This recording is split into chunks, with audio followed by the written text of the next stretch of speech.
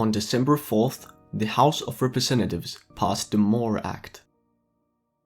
The bill legalizes marijuana on the federal level and lets states themselves decide whether they want to legalize it or keep it illegal.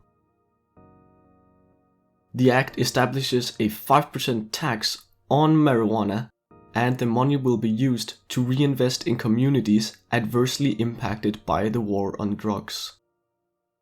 Since 1971, when President Nixon pronounced drugs America's public enemy number one, the US has fought a war against drugs. This has led to mass incarceration and has criminalized a large group of Americans who have a substance abuse problem. One of the drugs mostly affected by the war on drugs is marijuana. The House of Representatives has voted mostly along partisan lines to decriminalize marijuana on the federal level. Democratic-controlled House has approved a bill to decriminalize and tax marijuana. The Marijuana Opportunity, Reinvestment and Expungement Act, or the MORE Act, was passed by the House pretty much down party lines, with Democrats and the lone Libertarian voting for it and Republicans voting against it. It has to be said that this bill is not going to pass the current Republican Senate and become law. It probably won't even get a vote. The control over the Senate relies on the Georgia runoffs, and Democrats would need to win both seats to get a 50-50 Senate in which Kamala Harris, the vice president, would cast the tie-breaking vote. But the MORE Act might get filibustered anyway, which would mean that Democrats would effectively need 60 votes to pass the bill. This is all just a way of saying that the act is unlikely to pass. But we'll look at what is in it anyway. First, the bill lays out some facts about marijuana. Here are a few of them. Many states now allow legal access to cannabis, and 15 states and the District of Columbia allow recreational use. Fewer than 1 out of 5 cannabis business owners identify as minorities, and only approximately 4% are black. Just getting a license for a legal marijuana business can cost more than $700,000. But federal laws severely limit access to loans for cannabis businesses, disproportionately impacting minority small business owners. So what does the MORE Act actually do?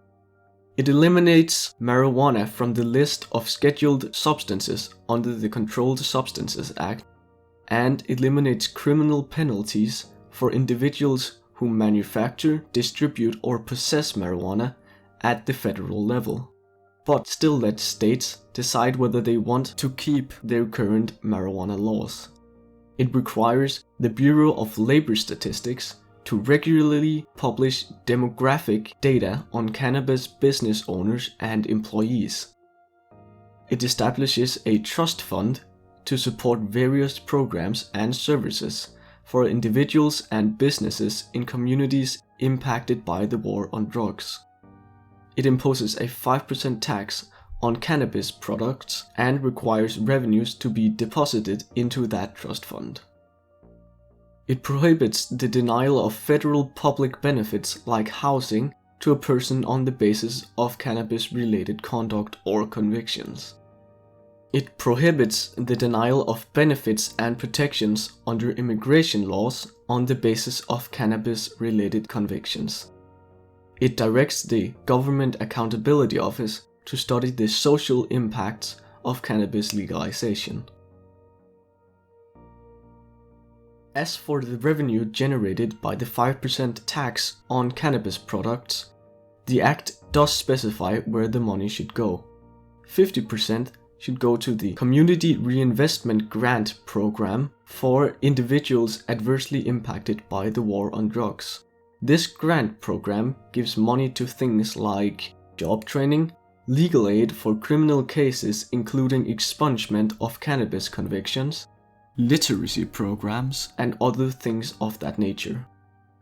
10% will go to substance use disorder services for individuals adversely impacted by the war on drugs. 20% will go to a newly established Cannabis Opportunity Program, which will give out loans to state and local governments to assist small businesses owned by socially and economically disadvantaged individuals that operate in the cannabis industry. The last 20% will go to state and local governments to implement equitable cannabis licensing programs that minimize barrier of entry to cannabis business for individuals impacted by the war on drugs. The Act also starts a process to expunge past convictions for federal non-violent cannabis offenses, dating as far back as to 1971.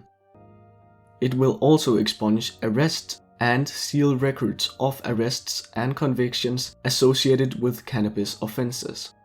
People currently locked up or on probation or parole for federal cannabis offenses can request that a court conduct a sentencing review hearing. That is an overview of what the MORE Act does. So what are the arguments for legalizing marijuana? Well, many say that the war on drugs has been a huge failure. It has cost over $1 trillion since 1971. The entire strategy of law enforcement has been to cut supply of drugs. But when supply goes down, cost goes up. In normal markets, this would mean that sales go down. But not for drugs. Addicts don't care how much their drugs cost. When price goes up, there is more incentive for drug manufacturers and traffickers to sell their drugs. So it ends up as a closed circle. And since the war on drugs started, supply has actually barely been changed. Fighting marijuana on the supply side is a losing strategy. But the thing is, incarcerating people for marijuana offenses isn't a good strategy either. More people were arrested for possession of marijuana than all violent crimes combined in 2019, and almost half of all drug arrests are for marijuana. This has led to mass incarceration and racial disparities. African Americans are more than 3.5 times as likely to be arrested for marijuana possession than white people, despite both groups using marijuana at similar rates. But research shows that incarceration has little effect on drug use. A study found that prohibition-oriented policies do not deter marijuana use, and that more liberal policies like in the Netherlands or Canada did not change marijuana use rates. Instead, lowering demand for marijuana through substance abuse treatment has proven to be effective. It is also cheaper for society. The US could save as much as $7.7 billion per year in averted enforcement costs. Marijuana is also an economic issue. Legalizing marijuana could bring in $13.7 billion in tax revenue over 10 years. The Bureau of Labor Statistics does not track data for legal cannabis stores since it's illegal at the federal level, but Leafly and Whitney Economics released a report on legal marijuana jobs. According to them, the legal cannabis industry employs 211,000 full-time workers. If you count jobs indirectly impacted by legal cannabis, that number jumps to 300,000 full-time jobs. According to their data, legal marijuana is the biggest job creator in America. From 2017 to 2020, jobs in the cannabis industry went up by 110%, which is well above any other industry. According to Glassdoor research, the median salary for cannabis industry jobs is 11% higher than the US mean salary. There is evidence that medical cannabis can relieve chronic pain. There is also limited research that suggests that cannabis might help reduce anxiety, reduce inflammation and relieve pain, control nausea and vomiting caused by cancer chemotherapy, kill cancer cells and slow tumor growth, relax tight muscles in people with multiple sclerosis, stimulate appetite and improve weight gains in people with cancer and AIDS. Legal marijuana would also open new doors into research into medical marijuana, since federal law currently makes research hard and doesn't give money to researchers. So why legalize marijuana now? Well, public opinion on marijuana legalization has long been on an upward trajectory and has reached almost 70% support among the public. Every marijuana ballot measure won in the 2020 elections. But I am here as the only Republican co-sponsor of the MORE Act, and I'm voting for it. In every state where cannabis reform was on the ballot, it passed. It passed with overwhelming support. Matter of fact, the only thing that I know that's more popular than getting out of the war on drugs is getting out of the war in Afghanistan. With so many states creating access to marijuana, more than 95% of US residents in the 50 states have some kind of access to marijuana, be it legalization, decriminalization, or medical marijuana. And 1 out of 3 Americans in the 50 states have access to fully legal marijuana. This creates a gap between the federal and state law. It means that you can do something which is legal according to state law, but not legal according to federal law. This came into play in the Supreme Court back in 2005. They ruled that Congress may criminalize the production and use of homegrown cannabis even if state law allows its use for medicinal purposes. The MORE Act was passed only 2 days after the UN's Commission on Narcotic Drugs removed cannabis from its Schedule 4 status, which recognizes the medical and therapeutic potential of the drug. There has of course also been criticism of the MORE Act. Republicans say that the House of Representatives passing it at this time when Americans need a relief bill is a bad thing. The House of Representatives is spending this week on pressing issues like marijuana. You know, serious and important legislation benefiting the national crisis. But here in the Senate, I put forward a serious and highly targeted relief proposal, including the elements which we know the President is ready and willing to sign into law.